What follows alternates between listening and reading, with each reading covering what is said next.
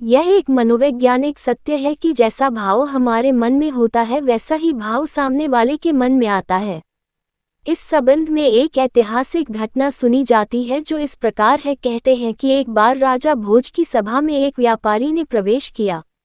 राजा ने उसे देखा तो देखते ही उनके मन में आया कि इस व्यापारी का सब कुछ छीन लिया जाना चाहिए।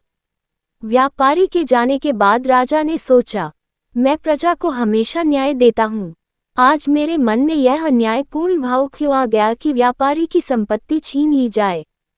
उसने अपने मंत्री से सवाल किया। मंत्री ने कहा, इसका सही जवाब कुछ दिन बाद दे पाऊंगा। राजा ने मंत्री की बात स्वीकार कर ली।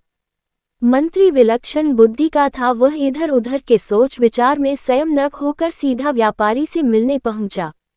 व्यापारी से दोस्ती करके उसने व्यापारी से पूछा, तुम इतने चिंतित और दुखी क्या हो? तुम तो भारी मुनाफे वाला चंदन का व्यापार करते हो। व्यापारी बोला, धारा नगरी सहित मैं कई नगरों में चंदन की गाड़ियां भरे फिर रहा हूं, पर चंदन इस बार चंदन की बिक्री ही नहीं हुई। बहुत सारा धन इसमें फंसा पड़ा है। अब नुकसान से बच पाने का कोई उपाय नहीं है। व्यापारी की बातें सुन मंत्री ने पूछा, क्या अब कोई भी रास्ता नहीं बचा है?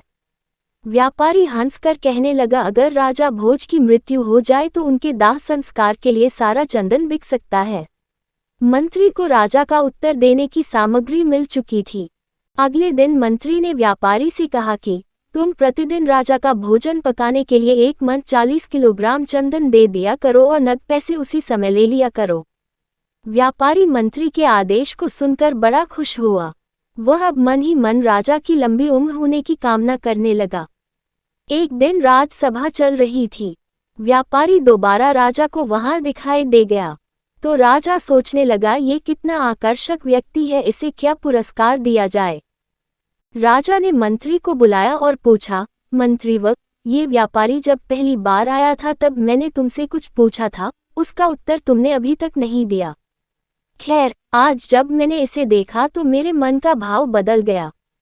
पता नहीं आज मैं इस पर खुश क्यों हो रहा हूँ और इसे इनाम देना चाहता हूँ। मंत्री को तो जैसे इसी क्षण की प्रतीक्षा थी। उसने समझाया, महाराज, दोनों ही प्रश्नों का उत्तर आज दे रहा हूँ।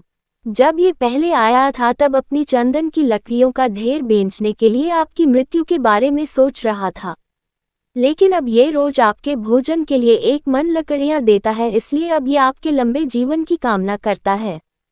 यही कारण है कि पहले आप इसे दंडित करना चाहते थे और अब इनाम देना चाहते हैं। मित्रों, अपनी जैसी भावना होती है वैसा ही प्रतिबिंब दूसरे के मन पर पड़ने लगता है। जैसे हम होते हैं वैसे ही परिस्थितियां हमारी ओर आकर्षित होती हैं। हमारी जैसी सोच होगी वैसे ही लोग हमें मिलेंगे। यही इस जगत का नियम है। हम जैसा बोते हैं वैसा काटते हैं। हम जैसा दूसरों के लिए मन में भाव रखते हैं वैसा ही भाव दूसरों के मन में हमारे प्रति हो जाता है। अतः इस कहानी से हमें ये सीख मिलती है कि हमेशा औरों के प्रति सकारात्मक भाव रखें।